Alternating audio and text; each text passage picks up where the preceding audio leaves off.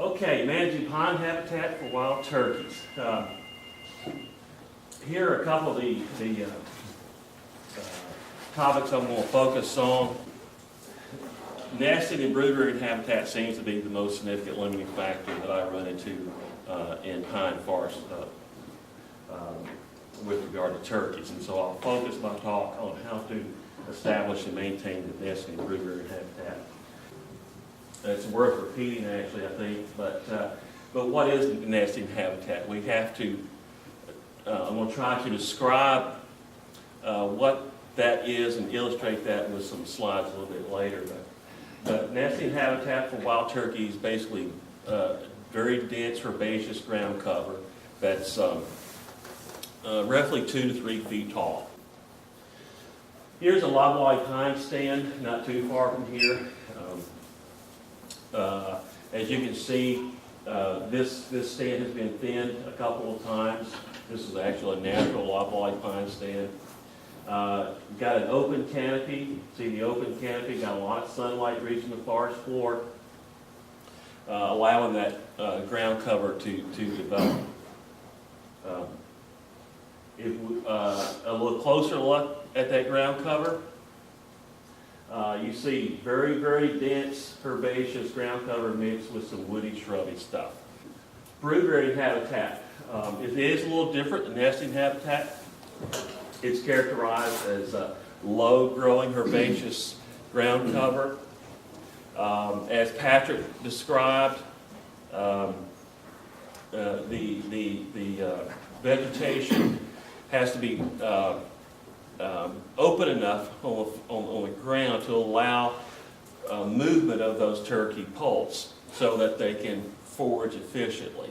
If a turkey poult, if you got a lot of thatch on the ground, the insect community may be there, but if that little turkey chick is struggling to secure an insect, then energy expenditure outweighs energy intake, and so mortality would certainly increase if that's the case. So having that bare ground so that the turkey chicks can forage efficiently, but also have the vegetation needs to be dense enough or high enough so that it provides an overhead protective canopy for those chicks.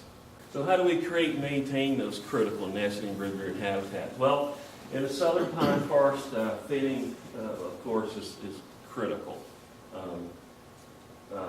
Now, how much we thin really depends on what your objectives are.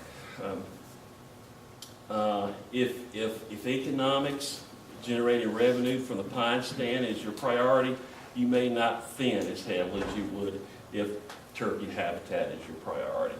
So I really can't stand here today and tell you and give you an exact number on how much to thin. The best answer is it depends. But if turkey habitat is driving decisions here, then you want to open the pine canopy up enough to allow enough sunlight in so that the ground cover can develop into those plant communities that you need for, or turkeys need for nesting and brood rearing. Once we thin our pine stands and the vegetation, the ground cover is intact, the best way to maintain that is with prescribed fire. Fire is the most, without doubt, the most efficient tool we have in maintaining large areas for turkeys, and the most cost effective too. Sometimes we may want to use a combination of herbicide and fire to reduce the woody competition in the pine stand. It may be necessary, or sometimes it can take longer if you use a combination of growing and season fires and cool season fires to reclaim an understory. We can probably do it much faster with herbicide and fire. And there may be conditions where we'll have to. We can't fire long, won't do it. Openings are important for turkeys. There seems to be a very strong preference for openings, particularly during the spring and summer months. You heard Patrick mention that earlier, more so than fall and winter. Openings, if they're managed with turkeys in mind, can produce a superabundant food resources in the way of insects for chicks, succulent vegetation, soft mat, seed, etc. So openings can be in our important for turkeys. Well, where do we create openings? Where do we start creating openings? Well, some of you landowners may have an interest in generating revenue from your pine plantations. That may be your priority, but you also have an interest in hunting turkeys. If you got a stand that looks like this, before you plant it, you could probably open up those roadsides to look like that in a young plantation. You've got this space that was created between the plantation and the road that once the vegetation develops, be really good turkey habitat. And also, these wide roadsides provide links to different habitat types.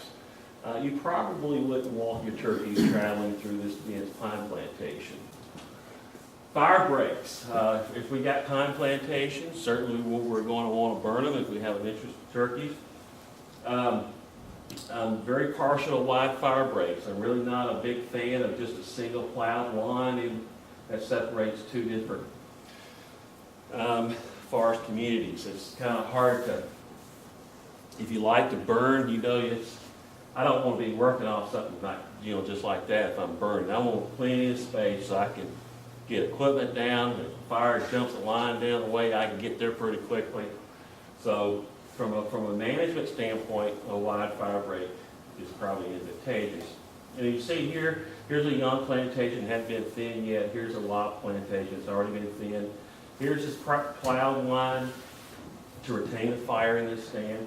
Here's this road, and here's this food plot for turkeys that's being undisturbed.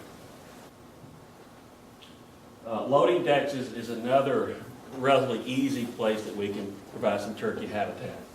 After timber harvest, a lot of these loading decks are left to grow up in sweet gum, Chinese privet, or even lobwhite pine seedlings, and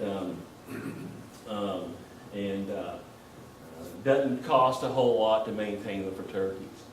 But I would suggest if you were going to clean off a logging deck and plant them, you may want to remove all this logging debris right here.